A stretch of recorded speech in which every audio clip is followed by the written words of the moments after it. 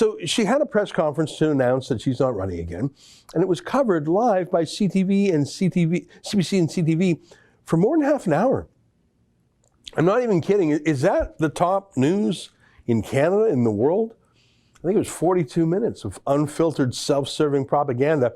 Can you recall the last time that Trudeau himself had 42 minutes straight of pandering from the media like that? It's quite something. And she did take some questions, if you can call them that. You might think that a self-described feminist like McKenna, I don't know, might have been asked questions about, I don't know, the fact that Harjit Sajjan remains in cabinet, despite news, that he actually, this whole sexual misconduct thing in the military, even amongst his own staff, there are people accused. You might think that a self-described ally of Aboriginal people who started off her speech acknowledging that she was on Indian land, you might think she would have had, a couple of questions about the bizarre bigotry shown by Carolyn Bennett, Trudeau's Indigenous Affairs Minister, towards Jody Wilson-Raybould, the Justice Minister fired by Trudeau, when Bennett claimed that Raybould only cared about money and her pension. Seriously, the same Jody Wilson-Raybould who put everything on the line for ethics. Imagine claiming that she was the one motivated by power and money. No questions about that from McKenna.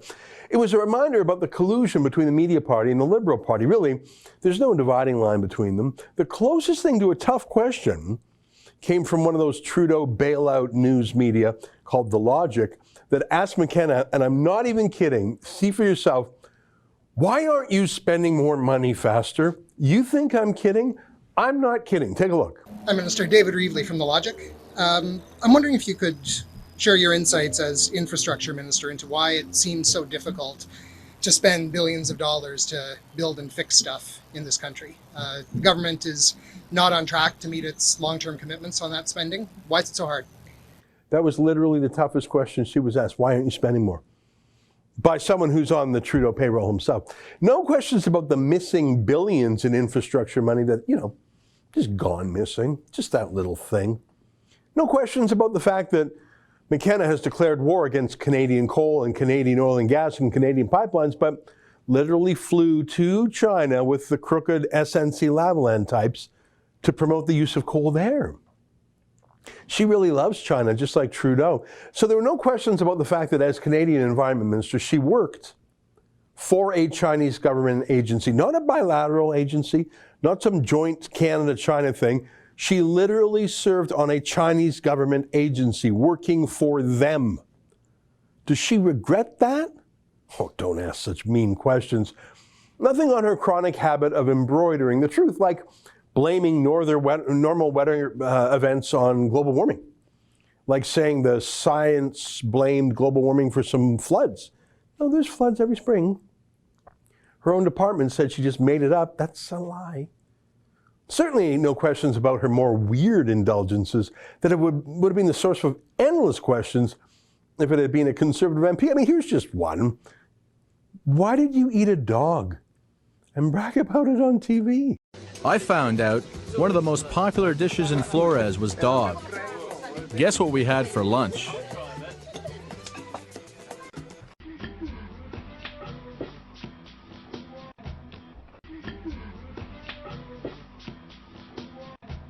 That's weird. But what got me the most about Catherine McKenna was about how she manipulated feminism and used it to silence other women and to excuse herself from any accountability. She was silent as Trudeau fired Jody Wilson-Raybould and Jane Philpott, possibly the best health minister Canada ever had. Imagine if she had been in charge during the pandemic instead of Patty Haidu, that graphic designer and Chinese Communist Party activist.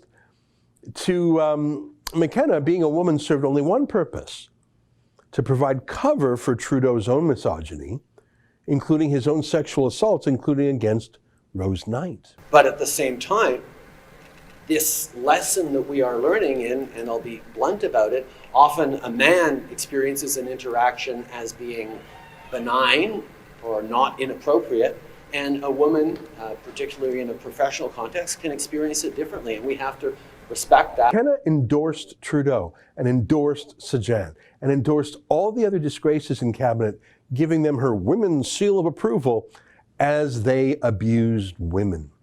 McKenna was a nasty bully herself, of course, calling her critics deniers, evoking that Holocaust vocabulary.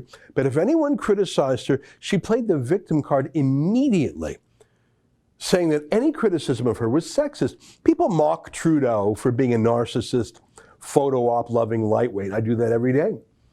McKenna is the same way, but when people criticize her for it, including Sheila Gunn Reid's gentle nickname for her of being Climate Barbie, after she hired that Paris fashion photographer, McKenna went full enraged emo and said it was the worst thing to happen to women in modern history in Canada, and shame on Sheila for being so sexist. Which is weird because McKenna herself loves bullying women. Do you remember when Sheila Gunn Reid asked a real question of someone from McKenna's delegation to that UN global warming conference? Remember this? Hi, I'm Sheila. Nice to meet you. I'm Kevin. Hi, Kevin. Rachel, you got a card? Yeah. This is my staff. Great. Okay. No. Sorry. And for which organization? No, sorry. We're actually not available. We're on our way to another meeting. Well, he just agreed to speak to us. Really? Yeah. All right. But he just agreed to speak to us. Why are you not speaking to us? Is it just us in particular? Is it just us in particular that you don't want to speak to? Is it just Go to our next meeting now. Thank you. us though? Like, why don't you want to speak to us? Do I seem unpleasant or was I rude? I don't understand why you won't speak to us. You were just sitting there speaking to a bunch of people. Are you worried I might ask a difficult question? No? This isn't going to look good, you running away from me. You know that, right? Yeah, after that, and that's good journalism by Sheila, McKenna specifically told the United Nations to ban Sheila from ever attending a UN conference again. So yeah, I think Sheila has earned the right to call McKenna Climate Barbie.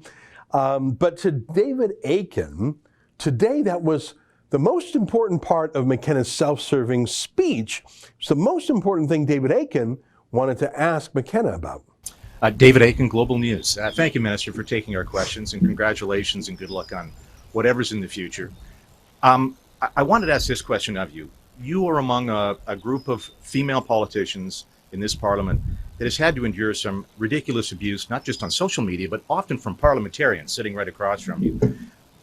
I wonder if that played at all a factor. You've been very, I thought, pretty strong in dealing with a lot of that, but did that play a factor? And the next step then, as you speak to particularly younger women who are thinking about getting into politics, what can be done? What can you say to them who just look at your experience and say, I just can't do that?